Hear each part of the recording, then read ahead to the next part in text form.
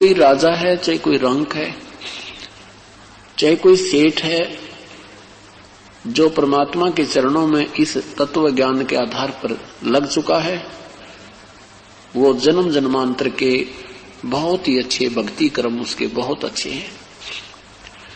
दो प्रकार से पुण्य होते हैं, शुभ संस्कार दो प्रकार से होते हैं, एक तो यज्ञों के आधार से और एक नाम के जाप भक्ति के आधार से।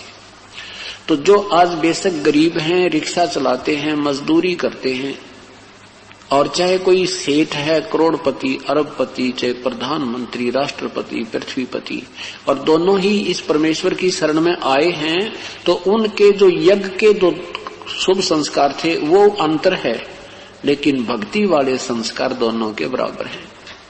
इसलिए परमात्मा वाले स्कूल में, परमात्मा के उस सर्वश्रेष्ठ विद्यालय में आपको प्रवेश प्राप्त हुआ है, क्योंकि अच्छे अंक प्राप्त बच्चा चाहे कोई सेठ का है, चाहे कोई राजा का है, चाहे गरीब व्यक्ति का है, उनको उस अंकों के आधार पर उस विद्यालय में प्रवेश प्राप्त होता है।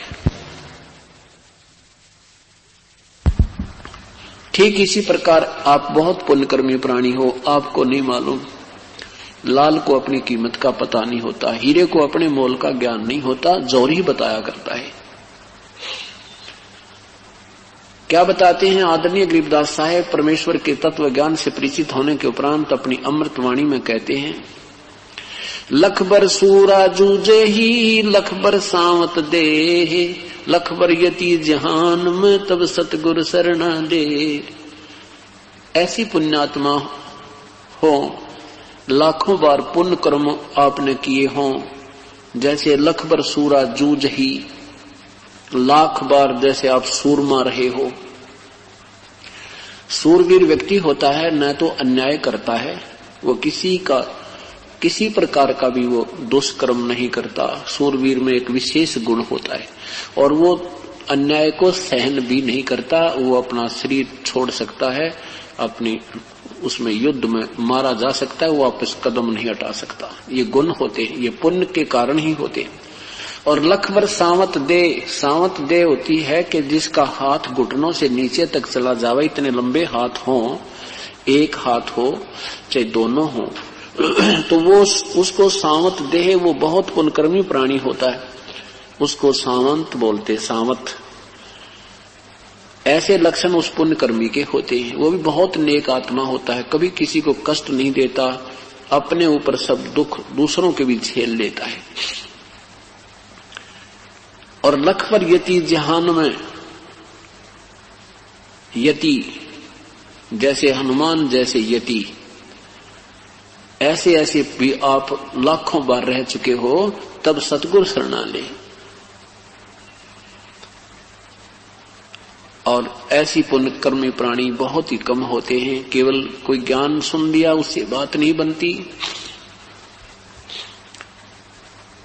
और केवल कोई यही इस बात से ही अपनी महिमा बनाते हैं कि हम बहुत श्रेष्ठ हैं, कोई दुराचार हम नहीं करते, या कोई बहन भाई कहते हैं कि हम बिल्कुल जति और सती हैं। बहुत अच्छी बात है, लेकिन साधु संत मिलना, परम संत की शरण में आना, ये बहुत दूर की बात है, बहुत मुश्किल की बात है। क्योंकि संत शरण में आने से चाहे कोई दुराचारी भी क्यों ना हो, वो भी सदाचारी बन जाता है।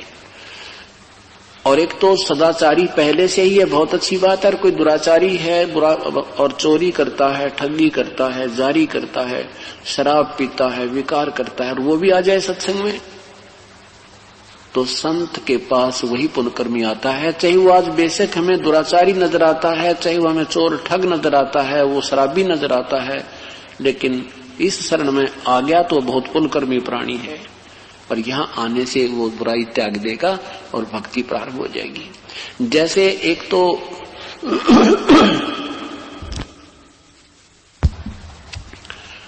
एक तो जमीन होती है जिसमें ज्यादा घास फूस या झाड़ ज्यादा नहीं होते, वो तो समझो वो पुण्य आत्मा है जो जति और सती हैं, बिसनों से दूर हैं, और एक वो जमीन है जिसमें झाड़ जंखाड़ घने उग चुके हैं।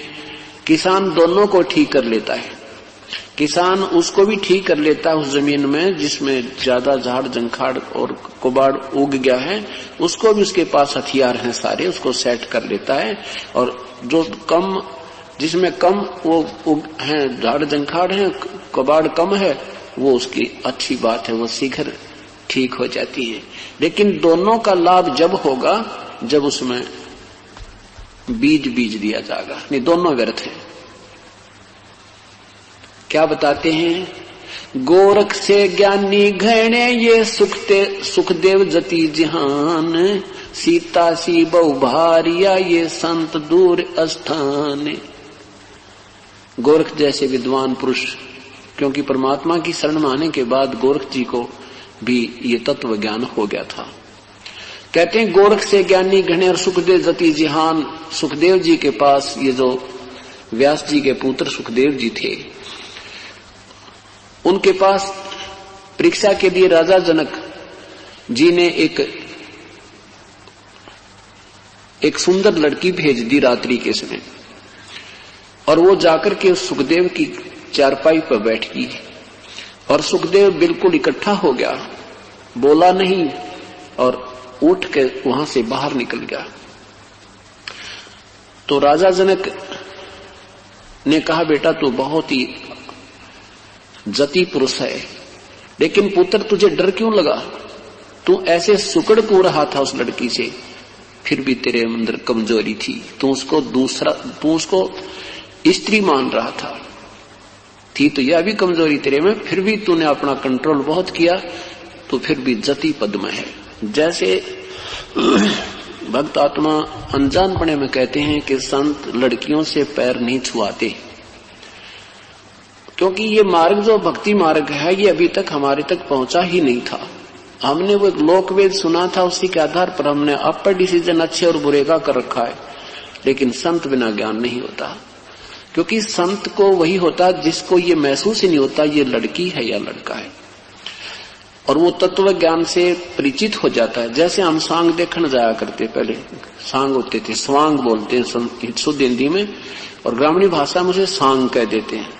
स्वांग क्या होता है? एक उसका रोल करते हैं, स्वांग धारण करते हैं। जैसे एक नकली राजा बनता है, एक रानी बनती है, एक लड़का है, और लड़का ही लड़की का रोल करता था पहले। उसको जवान लड़का जो होता था, बालक छोटी उम्र का भी, तो वो अपने केस बड़े बड़े रख लेता था, और उसको फिर बनावटी कृत्रिम अंग लड़की के लगाए जाते थे, और वो बिल्कुल ऐसा लगता था जैसे सचमुच ही लड़की क्यों ना हो, जब वो स्वांग में अपना रोल करता था। तो ऐसे एक व्यक्ति, लड़का किसी दूसरे लड़के के साथ स्वांग देखने गया हुआ था। वो कह रहा था कि देखो कितनी अच्छी लड़की है, कैसे सुंदर डांस कर रही है। वो दूसरा लड़का कहता है कि नहीं ये लड़की नहीं है, ये लड़का है। वो कहता नहीं लड़की है। तो जब वो स्वांग के उपरांत उन्होंने जो अपना उस दिन का खेल किया, उसके बाद वो उनके जहां वो रुके हुए थे उस चौपाड़ में गए, वहां जाकर उस लड़के ने अपने सारे अंग उतार कर रख दिए, वो बनावटी कृत्रिम खुट्टी का टांग दिए। तो वो लड़का साथ चला गया जो पहले दिन रात्रि में सांग देखने गया था। उसने देखा ससुरी तो लड़का है, और फिर उनके साथ वो लड़का घूमने फिरने जंगल में गया। अगले दिन जब वो सांग देख रहा था, वही लड़का दूसरा जो पहले दिन उस पर बहुत आकर्षित हो रहा था और उसके मन में विकार आ रहे थे, उस दिन उसके मन में कोई विकार लड़की वाला नहीं आ रहा था, उसको वो लड़का नजर आ रहा था। उस लड़की के कपड़ों में भी उसको लड़का नजर आ रहा था। इसी प्रकार जब हम तत्व ज्ञान से परिचित हो जाएंगे, हमें ये ऊपर कवर नहीं दिखता, अंदर की वो आत्मा दिखती है।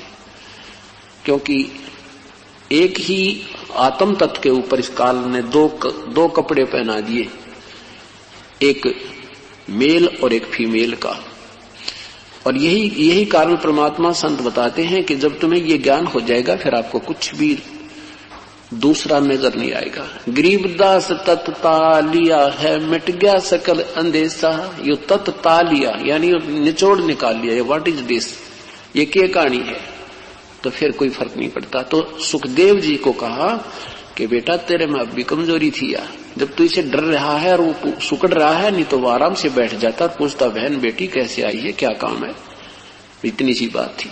तो कहते हैं परमात्मा कोई बात नहीं, सुखदेव जैसे जति बहुत मिल जाएंगे और सीता जैसी सती पत्नी भी बहुत मिल जाएंगी, परंतु ये परम।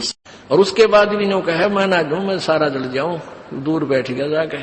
तब राजा भी हंसा जोर ताशा और ताली बजाई नो हथेली पीटी और हमें स्नान करावे नारी। अरे तू इतनी दूर तो जलन हो रही है, नवावे जिसने तू एक हे मान रहा था अपनी दृष्टि में, औरत तो देखनी भी नहीं, शकल भी नहीं देखनी, और यह तेरे से अच्छी भक्ति करे, इसके हाथ भी ना जलते। और ऐसा योग कमाया पुता, बेटा योग के इतना भक्ति करी, के साधना की, और क्या हुआ जो इंद्री धूता। अरे इस क्या हो गया, तन इंद्रियों को काबू करने की चेष्टा कर रही है, खच्चम खच्चा हो रहा। इंद्री कर्म लगाओ किसके, जैसे जिव्या लेप नहीं मधुरस के। हालांकि इस इंद्रियां का के दोष है भाई, इन तू रोके बैठा, अब जीभ के शहद लगा दे, 1 सेकंड में टेस्ट करके नीचे न कर देगी, जीभ का निशान भी ना पाओ मत होगा। तो इंद्रियां का कर्म नहीं लगे, तेरे मन के कर्म लगेंगे। और मन में दोष आए बिना रह नहीं सकता बेटा, ते तो कितनी बात बना दे। या वो भी जान गया भाई मन तो दुष्ट है, तो 1 मिनट में करा के बूंदी सोच जा, फिर सेकंड में कुछ और सोच ले। तो कहते हैं इंद्री कर्म लगाओगे किसके, जिव्या लेप नहीं बदुरस के। काफी ज्ञान दिया, फिर समझाया उसको। फिर क्या बताया कि रात्रि के समय ये लड़की तेरे बेड पर बैठी और तेरी क्या स्थिति थी, क्यों डर गया, या कोई खावे थी तेरे को, तेरे में ज्ञान नहीं, विवेक नहीं, अब तो आत्म तत्व में भी नहीं है, परमात्मा के निकट कहां, तो बहुत देर की बात है। योगी पुरुष आत्म तत्व में आ जाते हैं, स्त्री और पुरुष की आत्मा में उन्हें भिन्नता नजर नहीं आती। अगर तू थोड़ा बहुत आत्म तत्व में भी आ रहा होता तो भी तेरे अंदर ये शुक्र पैदा ना होती, और बैठ जाता, कहता जा बेटी बैठ, आओ भाई बैठो, बात परमात्मा की चर्चा शुरू करता, उसको ज्ञान सुनाने लग जाता। अब पे दोष खत्म था, तेरे अंदर दोष था, इसलिए तो शुक्रिया इस तरह। एक बार सांग देखने चले गए 2 जने, एक तो पहले जाता था, एक पहली बार गया था। और वो लड़के उस समय लड़कियों का ही रोल बना के और मेल फीमेल का रोल करा करते हैं। तो नाच रहे थे, कोई गा रहा था, अच्छे सुसज्जित कपड़े मेकअप कर रखी थी। तो पहली बार जो लड़का गया था वो ने कहा दूसरे, देख के सुंदर लड़की, देख किसा बढ़िया नाच है। और दूसरा बोला लड़की को ना, यो लड़का है, उसका ना जच्ची बात है ना, तो नहीं बेरा। वो फिर शाम के समय जब वो वहां अपना स्वांग करके, वो ड्रामा पूरा करके, जब जहां वो रुके थे किसी चौपाल में, वहां गए। वो पहले जो सत्संग सुन जिसने वो सांग देख रखे थे, वो अपने साथी को लेकर वहां चला गया। किसको, जो पहली बार गया था, कहा जहां वो रुके हुए थे, उनके साथ साथ चले गए। उन बच्चों ने जाते ही वो सारा मेकअप उतार के, कपड़े निकाल के न्यारे न्यारे टांग दिए, और वो लड़के नो के नो कच्चे कच्चे में खड़े। तब उसका यकीन हुआ, जो पहली बार सांग देखने गया था, अगर तो छोरे थे, छोरी कोई ना थी। अब अगले दिन जब वो सांग देखने गया, वो नाचा भी था वो लड़का, और लड़की का मेकअप भी था, पर उसने लड़की नजर नहीं आई थी, वो लड़का दिखा था। तो ऐसे ही जब आत्मज्ञान में भी होता सुखदेव, तू तने लड़की नहीं दिखो, तो ड्रामा कर रहा था बेटा, अपना कल्याण करा ले। बोलो सतगुरुदेव। आज सुबह के सत्संग में आप जी ने